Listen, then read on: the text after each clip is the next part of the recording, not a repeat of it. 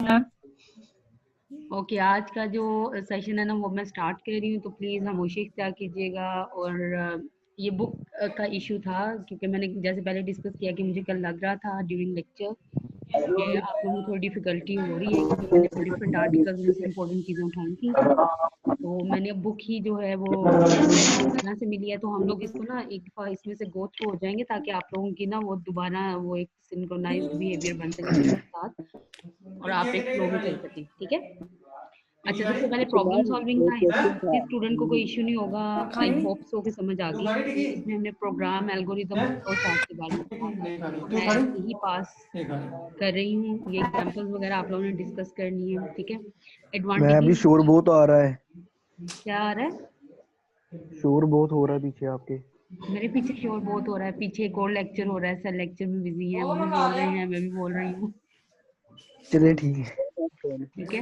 Ma'am अगर आप हमें सिलेबस बता देते हैं कि मतलब कितना सिलेबस है हमारे पहले सेमेस्टर का, तो मार्क करवा देंगे आप।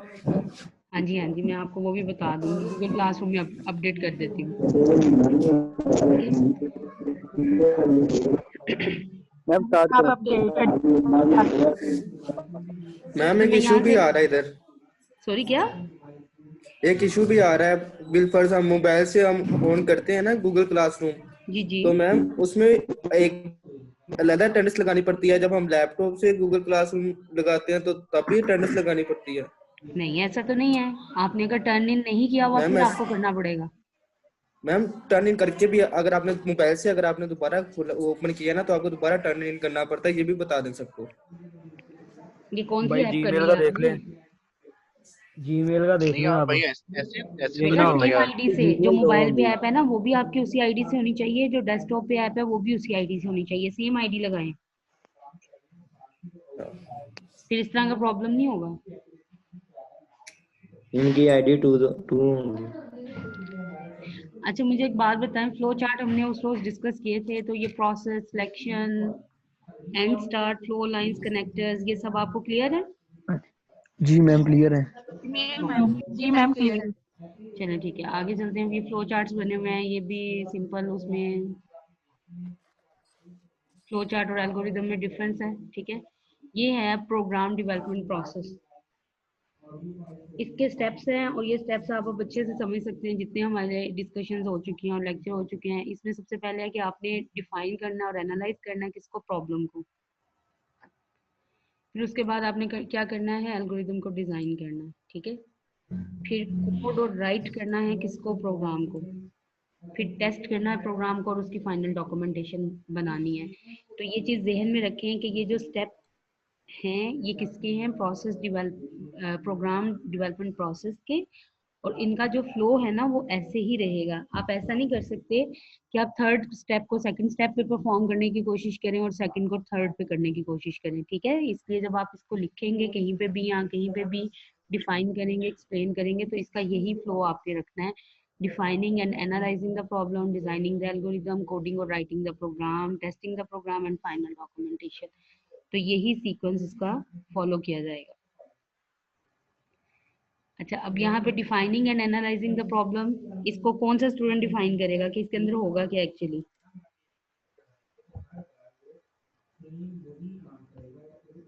मैम इसमें सबसे पहले हमें ये देखना है कि हमने किस बारे कौन सा हमारे पास मसला है। एनालिसिस का मतलब तज्जिया करना होता है, अच्छा, हमारे पास मसला कौन सा है अभी। ठीक है। मैम प्रोग्रामर डिफाइन करता है कि हमने प्रोग्राम जिसको कैसे एग्जीक्यूट करना है, किस वे में हमने इसको चलाना है और कैसे स्टडी करना है। अच्छा, ऐसे सबसे हम पहले डिसाइड डिसाइड कर सकते हैं कि कैसे इसको करेंगे हम। हाँ, इसमें ना दो वर्ड यूज हो रहे हैं, सबसे पहले एक डिफाइनिंग है, दूसरा एनालाइजिंग है, ठीक है? जी अब ये जो डिफाइनिंग में ना, डिफाइन में सबसे पहले आपने प्रॉब्लम को अंडरस्टैंड करना है, डिफाइन करना है, ठीक है? फिर जो हर प्रॉब्लम हमारे पास होती है ना, लाइक जैसे कोई एडिशन का प्रॉब्लम आ रहा है, कोई अलजेब्रिक प्रॉब्लम है, लीनियर अलजेब्रा की कोई प्रॉब्लम स्टेटमेंट है जिसे आपने सॉल्व करना है, ये कोई सा भी आप फैक्टोरियल कैलकुलेट करना चाह रहे हैं तो उसका प्रोग्राम लिखना चाह रहे हैं, ठीक है?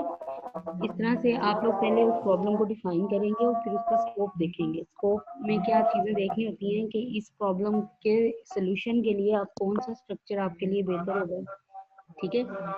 और किस किस पैरामीटर को जो है इसमें इन्वॉल्व करना जरूरी है। इनिशियल जिसको कहते हैं ना क्रूशियल होना बिल्कुल जरूरी है, उसके बगैर वो चल ही नहीं सकता, या प्रॉब्लम का हमारे पास रिजल्ट नहीं आ सकता।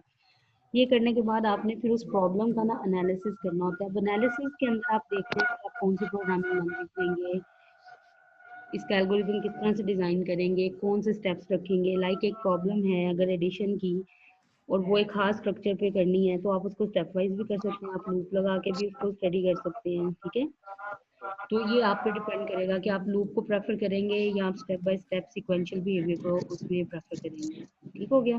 तो इस तरह के जो डिसीजंस है ना ये एनालिसिस के हैं। और डेफिनेशन में आप क्या करते हैं, आप सिर्फ प्रॉब्लम को स्टडी करते हैं, उसको डिफाइन करते हैं, उसका स्कोप देखते हैं। एनालाइज में आप डिसाइड करते हैं कि इसमें आप लोगों को एक प्रोग्राम जो डेवलप करना है उसके लिए एल्गोरिदम किस तरह से डिज़ाइन होगा, प्रोग्रामिंग लैंग्वेज कौन सी होगी, फिर उसके अंदर आप क्या चीज़ जो है उसको रखना चाहते हैं और कौन सी चीज़ जो है वो आप उसमें से डिस्कार्ड करेंगे। ठीक है। अच्छा, अब ये जो पहले स्टेप में आप चीज़ें देखते हैं ना, उसके बाद आता है डिजाइनिंग द एल्गोरिदम। इनकी बेस पे ये जो आपने सोचा होता है कि हाँ हम इसको इस प्रॉब्लम को इस तरह से रिजॉल्व करेंगे तो हम लोग कम्प्लेक्सिटी जो है उसको रिड्यूस कर सकते हैं और एक एफिशिएंट सोल्यूशन एक प्रॉब्लम का कर सकते हैं, तो उसके लिए आप एल्गोरिदम डिजाइन करते हैं।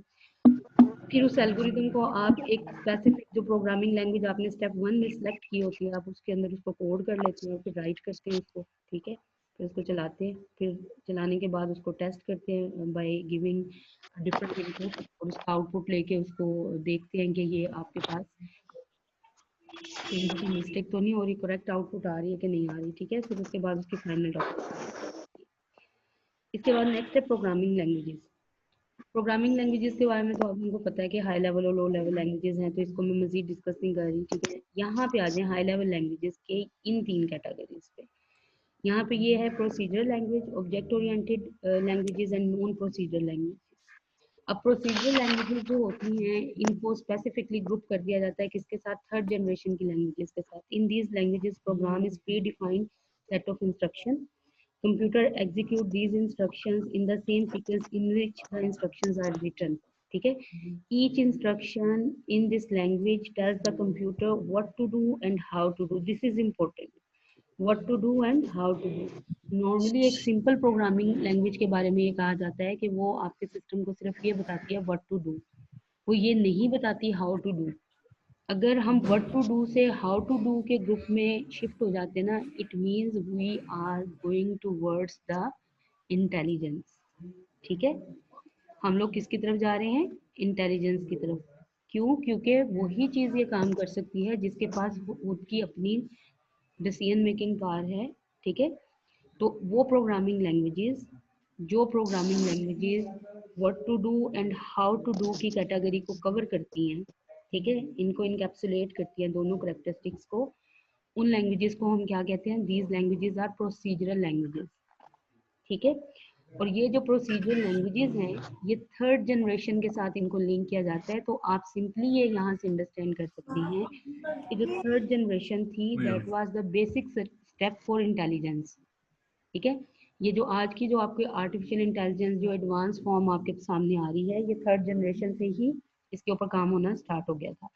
अब ये प्रोसीजरल लैंग्वेजेस के ग्रुप्स क्या हैं, फोर्ट्रॉन है, ठीक है, बेसिक है, कोबोल है, पास्कल, सी। अब देखें सी भी जो है वो आपकी क्या है, थर्ड जनरेशन लैंग्वेज है, तो इनको आप पढ़ सकते हैं। ये फार्मूला ट्रांसलेशन है। ठीक है, इंजीनियर्स जो थे इंजीनियरिंग की प्रोग्रामिंग के लिए इसको साइंटिफिक यूज के लिए डिजाइन किया गया था। इसी तरह से सारी लैंग्वेजेस के आगे उन्होंने उनकी डिटेल दी है, तो ये आप पढ़ लीजिएगा। उसके बाद आती है ऑब्जेक्ट ओरिएंटेड लैंग्वेज। अब जैसे मैंने ये बताया यहाँ पे कि प्रोसीजरल लैंग्वेजेस दो चीज़ों को कवर करती है, what to do and how to do. अच्छा, जब हम व्हाट टू डू डाउनलोड करते हैं, नेट टू डू की जब हम बात करते हैं ना, तो व्हाट टू डू में हमें चलेंगे जी, आसने मना कर दी, मेरी क्लास हो रही है। क्लासेस सुबह के टाइम से कर रही हैं अपना। बेटा बाद में लड़ लेना, आप लोग माइक बंद करो। मेरे को एक डाउनलोड करके ये कौन है, सिस्टर ब्रदर लगे हुए हैं, मुझसे पूछ ले। मान है ये। बेटा बुरी बात, आप लोग क्लास में ऑन होते हो और माइक भी ऐसे ऑन किया होता है, लड़ी भी जा रहे हो। मैम उसको ऑफ करना नहीं आता। मैं कर रही हूँ, वो उसको अनम्यूट करी जा रहा है।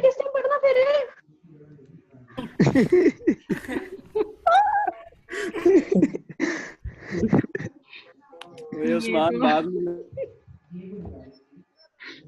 ये तो लग रहा है फाइट हो रही है हाँ?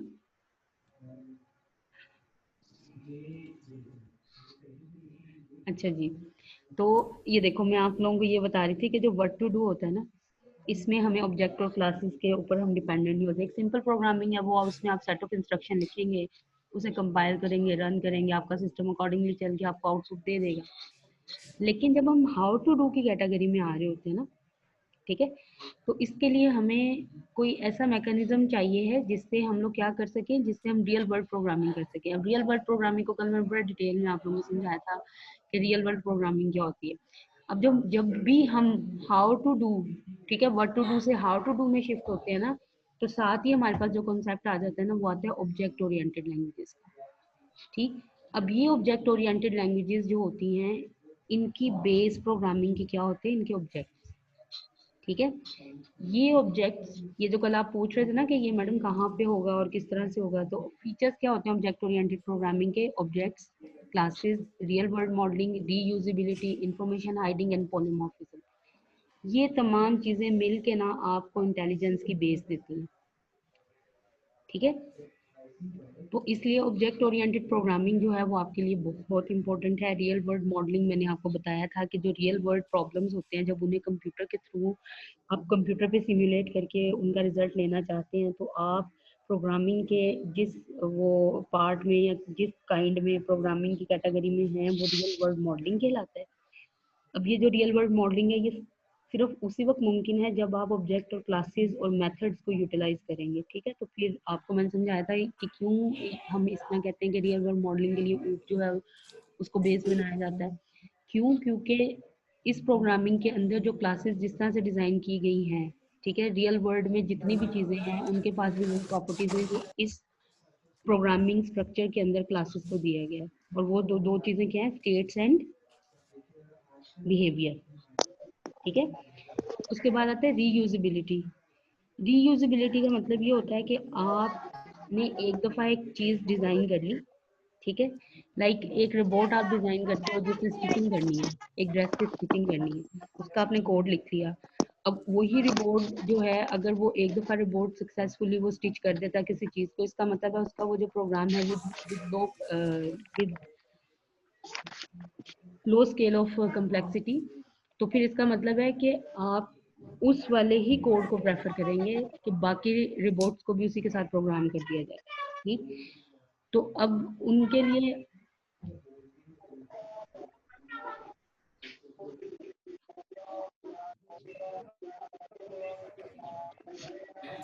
तो उसके लिए क्या होगा कि हम लोग उसी कोड को बार बार यूज करेंगे। ठीक है, और अगर कहीं पे हमें उसकी फंक्शनैलिटी को बढ़ाना पड़ जाता है तो हम उसको इनहेंस कर देंगे।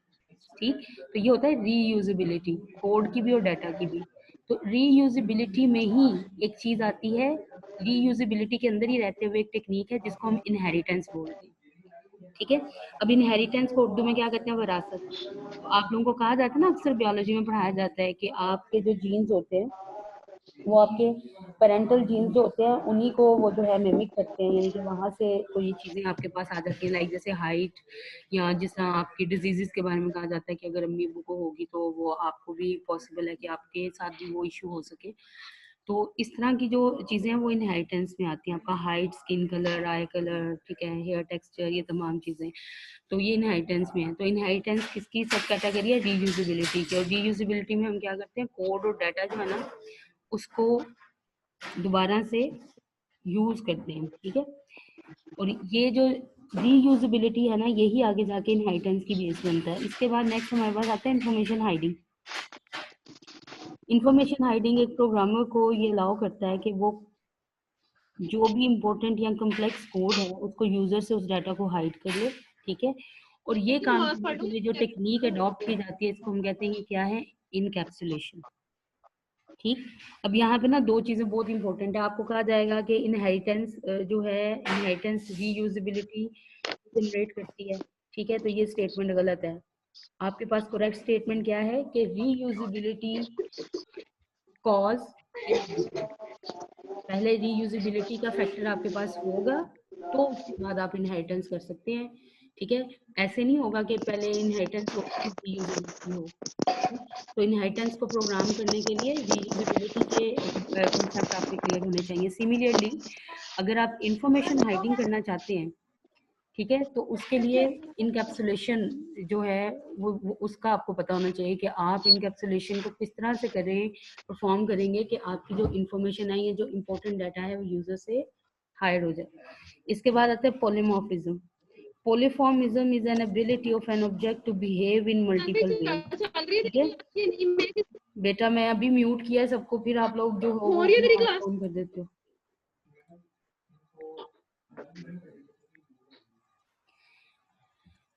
अच्छा जी, अब पॉलीमॉर्फिज्म के अंदर क्या होता है, ऑब्जेक्ट आपका एक ही है लेकिन वो मल्टीपल टास्क जो है वो परफॉर्म कर देता है। ठीक, तो ये आपका जो है वो पॉलीमॉर्फिज्म है, इनको हम इन डिटेल आगे जाके देखेंगे। अब आके आप लोगों की जो लैंग्वेज ठीक वाली है ना, ठीक है, उसके कॉन्सेप्ट आप लोग यहाँ पे आके देखेंगे कि किस तरह से आप लोगों की ऑब्जेक्ट ओरिएंटेड प्रोग्रामिंग में C++ और जावा को लिया जाता है। तो C++ जो है, इसकी तो मैंने आपको बता दी थी डिटेल्स कि ये जो था वो ये 1983 के करीब तकरीबन इसकी जो क्लासेस थी वो सी के अंदर क्लासेस इंट्रोड्यूस कर दी गई थी और उसको अपग्रेड वर्जन C++ में कन्वर्ट कर दिया गया था। और समटाइम पूछा जाता है कि ये डबल प्लस क्यों लगा हुआ है, तो ये जो इसमें इम्प्रूवमेंट हुई थी ना, तो ये इनहेंस जो वर्जन बना था उस वजह से इसको plus plus plus plus for addition increment. ठीक है, तो क्योंकि उसी सी लैंग्वेज के अंदर ही क्लासेस के मॉड्यूल्स को डाला गया था, इसलिए यहाँ पे डबल प्लस शो कर दिया जाता है और इसको इंक्रीमेंट ऑपरेटर के साथ जो है ना वो जस्टिफाई किया जाता है। इसके बाद आता है जावा। जावा जो है ये आपकी बहुत ही कह लेंगे, जब ऑब्जेक्ट ओरिएंटेड के बारे में सोचा गया और इंटेलिजेंस के बारे में सोचा गया तो सबसे पहले जावा को as a high level language design किया गया। ठीक है, और ये जो जावा था ना, लाइक जैसे C++ है ना, C++ के बारे में ये कहा जाता है कि ये डायरेक्टली अगर इसके ऊपर आप GUI के ऊपर काम करना चाहें ना तो इट्स टफ, लेकिन जावा को बेसिकली बनाया ही जो था वो नेटवर्क प्रोग्रामिंग कैपेबिलिटीज के लिए और GUI डिजाइनिंग के लिए। ठीक है, तो जावा को प्योरली ऑब्जेक्ट ओरिएंटेड जो है ना बिहेवियर उसके अंदर डिजाइन किया गया था। और ये बेसिकली आप अगर कहीं पर भी किसी भी इंस्टीट्यूट में जाएंगे ना, तो जब आपको का सब्जेक्ट पढ़ाया जाता है तो उसमें जावा के जरिए ही आपको ये ऑब्जेक्ट क्लासेस और मेथड्स के बारे में जो है वो सिखाया जाता है। इसके बाद अभी तक हमने ये देखा कि हमारे पास जो हाई लेवल लैंग्वेजेस है ना उनकी ग्रुपिंग कर दी गई है प्रोसीजरल लैंग्वेज में और ऑब्जेक्ट ओरिएंटेड लैंग्वेजेस में और नॉन प्रोसीजरल में। प्रोसीजरल में मैंने आपको बताया था कि आपके पास जो लैंग्वेजेस होती हैं वो what to do and how to do की कैपेबिलिटीज रखती हैं। अब जब हम हाउ टू डू की कैपेबिलिटी में चले जाते हैं ना, it means we are going towards intelligence, और इंटेलिजेंस को जो स्ट्रक्चर हमें चाहिए है वो हमारा ऑब्जेक्ट क्लासेस और मेथड्स का होना चाहिए, तो फिर हम इंटेलिजेंस तक पहुंच सकते हैं। ठीक है, इन प्रोग्रामिंग। तो फिर उसके लिए क्या किया गया, प्रोसीजरल लैंग्वेज के बाद में ऊप को इंट्रोड्यूस करवा दिया गया। ऊप के बाद अब नेक्स्ट हमारे पास जो ग्रुप आता है लैंग्वेजेस का, हाई लेवल लैंग्वेजेस का, that are non procedural languages. अच्छा जी, अब ये नॉन प्रोसीजरल लैंग्वेजेस जो हैं ये क्या हैं, इनको फोर्थ जनरेशन लैंग्वेजेस कहा जाता है और ये सिर्फ ये बताती हैं कि what to do and how to do के ऊपर जो है वो काम नहीं करती। ठीक है, और इसके अंदर SQL और RPG लैंग्वेज जो है उसको इन्होंने लिस्ट किया हुआ है, तो इसको आप देख सकते हो। इसका डिफरेंस भी उन्होंने मुख्तलिफ लैंग्वेजेस का जो है वो आपस में करके वो किया हुआ है। आपने ये जो फर्स्ट चैप्टर आज हम कवर अप कर रहे हैं ना, इसको जब हमारे यहाँ से मतलब लेक्चर्स कंप्लीट हो जाएंगे इस वीक के, तो नेक्स्ट वीक जो मंडे में क्लास होगी उसमें आपका क्विज होगा इस चैप्टर का।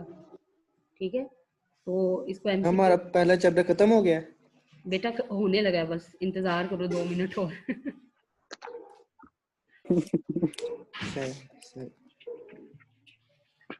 अच्छा, इसके बाद हमारे पास जो नेक्स्ट आती है ना कैटेगरी, वो है नेचुरल प्रोग्रामिंग लैंग्वेज।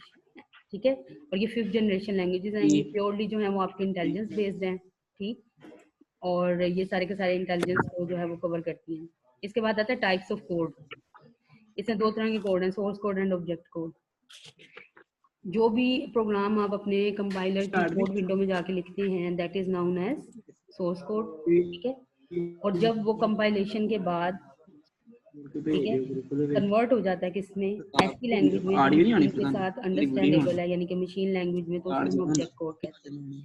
फर्दर इसका डिफरेंस दिया हुआ है, ये आप लोगों ने देख लेना है। लैंग्वेज प्रोसेसर्स, ये हमने उस रोज भी डिस्कस शायद किए थे क्लास में कि जब हम हाई लेवल से लो लेवल या मशीन लैंग्वेज में करना चाहते हैं अपने प्रोग्राम को, तो हमें बीच में ट्रांसलेटर की जरूरत पड़ती है। उन ट्रांसलेटर्स के प्रोग्रामिंग में क्या नाम है? Compilers, interpreter and assembler. Compiler पूरे के पूरे प्रोग्राम को, ठीक है, कन्वर्ट करता है किसमें? लो लेवल लैंग्वेज में, और ये सिंटैक्स एरर्स को फोकस कर रहा होता है, ठीक। और अगर सिंटैक्स एरर कहीं पे भी कोड में नजर आ जाए तो आपका जो प्रोग्राम है उसको कंपाइल नहीं किया जाता। इंटरप्रेटर लाइन बाय लाइन काम करता है, ठीक है। तो इंटरप्रेटर भी नॉर्मली सिंटैक्स एरर्स जो है उन्हीं के लिए जो है वो सारे कोड को चेक कर रहा होता है, ठीक। इसी तरह से असेंबलर है। असेंबलर उस लैंग्वेज के लिए इस्तेमाल होता है जिसको हम नॉर्मल जो है उसमें असेंबली लैंग्वेज बोलते हैं, ठीक है। तो असेंबलर क्या करता है? असेंबली लैंग्वेज जो होती है उसको ऑब्जेक्ट प्रोग्राम में कन्वर्ट कर देता है, असेंबली लैंग्वेज प्रोग्राम को ऑब्जेक्ट प्रोग्राम में। बाकी इसके ये डिफरेंसेस हैं। Relationship of object program, source program and compiler, that is important. कि एक डायग्राम होगी,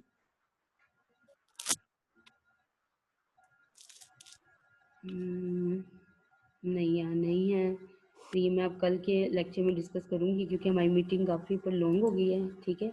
तो आपने यहाँ तक इसको करना है, difference between compiler 7 and minutes है। इंटरप्रेटर। बस इस यहाँ तक आपने जो है ना एमसीक्यूज अपने रेडी करने हैं, ठीक है। मैम आप हमारे साथ सिलेबस हमें बता हाँ दो। जी, मैं सिलेबस भी डिस्कस कर देती हूँ आप लोगों के साथ। आप लोग जो हो ना सिलेबस लेके आप लोगों ने मैम बड़ी कल क्लास होनी है हमारी? नहीं होगी कल। क्या होगा?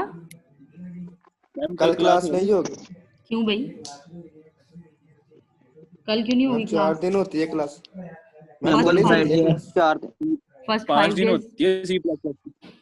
बेटा, फर्स्ट 5 5 डेज डेज होगी है मैम, आपकी क्लास। कल भी होगी। Okay ma'am. मैम और कल जुमा है तो मैम कोई टाइमिंग हमें बता दें क्योंकि कल जुमा भी पढ़ना है हम लोगों ने। सुबह 9 बजे। फजर के सुबह वक्त का ले रख लूं? ले टाइम मैम। सुबह के रख नहीं मैम, 8-9 बजे का रख ले। 8-9 बजे का? 8-9 बजे मैं ऑलरेडी बिजी होती हूँ, मैं लेक्चर्स होते हैं।